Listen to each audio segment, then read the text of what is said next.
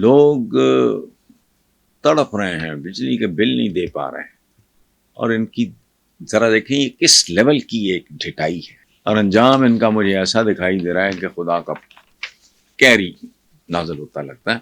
باقی جو عوام کی بد دعائیں ہیں، عوام کی جو لانتے ہیں، میں سن کے حیران رہ جاتا ہوں، اور یہ بھی سوچتا ہوں بعض اوقات کہ بد دعاؤں میں اس حد تک نہیں جانا چاہیے۔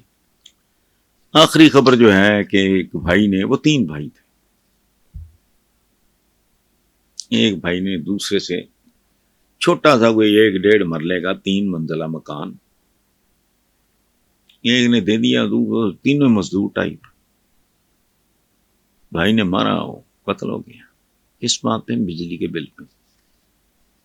پچھلے مہینے کا انہوں نے قسطیں کرائی تھی، اس بار وہ قسط ایڈ ہو کے آ گئی، بل بہت بڑھ گیا۔ اور جو قتل ہوا ہے سگا بھائی، اس کی 2 بالکل چھوٹی چھوٹی بچیاں ہیں۔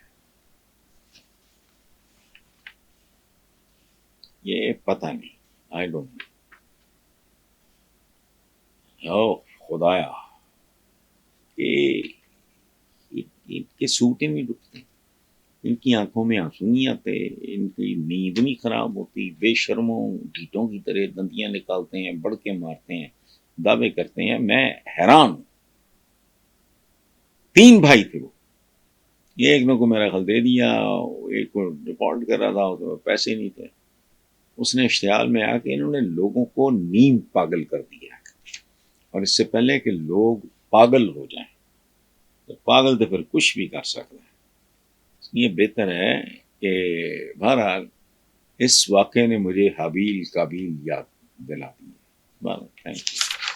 بہرحال تو اس بات پہ پھدک رہے ہیں کہ عمران خان نے 9 مئی کے حملوں کا اعتراف کر لیا، جبکہ عمران کے وکلاء اس کی پرزور تردید کر رہے ہیں۔ اور اصل بات یہ ہے، میں نے اپنے سما کے پروگرام میں دکھایا ہے کہ بھائی مثلا ایک جملہ ہے، روکو مت جانے دو،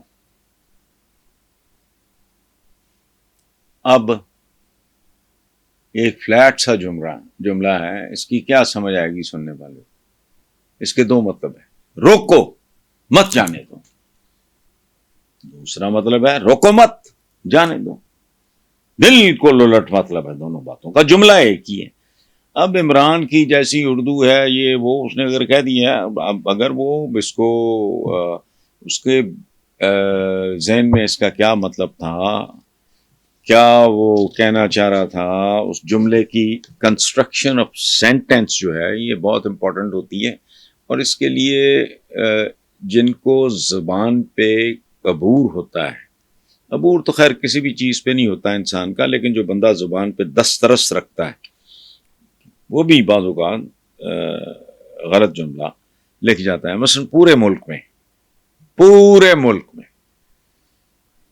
وہ وزیر اعظم ہو یا نیچے کو للو پنجو، یہ وہ سارے ہمارے چینلز پہ غور کریں کبھی، عوام یہ کہتی ہے، عوام یہ کہتی ہے، اس کا مطلب ہے کہ ساری آبادی، کروڑوں لوگ کہتے ہیں عوام یہ کہتی ہے، اس کا مطلب ہے عوام مؤنث ہو گئے۔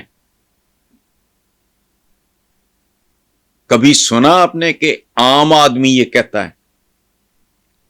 تو یعنی جب وہ جمع ہو جاتے ہیں تو پھر وہ ان کا جینڈر بدل جاتا ہے، عوام یہ کہتی ہے۔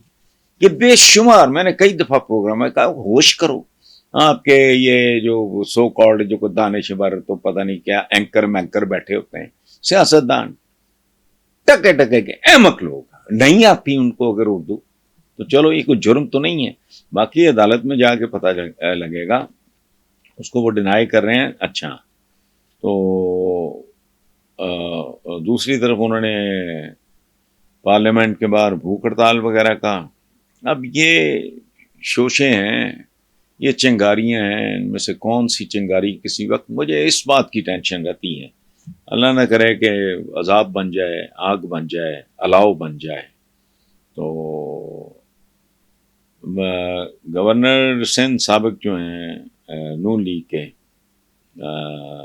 محمد زبیر، اس نے ٹھیک بات کی ہے کہ نون لیگ ان حالات میں بہت بری طرح پھنس چکی ہے، پھنس چکنے کا لفظ میں ان کی جگہ ہوتا تو میں کہتا کہ وہ دلدل میں جاگ رہی ہے. اور دلدل کا ایک اصول ہے کہ آپ جتنا ہاتھ پاؤں مارتے ہیں آپ کا ڈوبنے کا، غرق ہونے کا پروسیس ایکسلریٹ ہوتا ہے.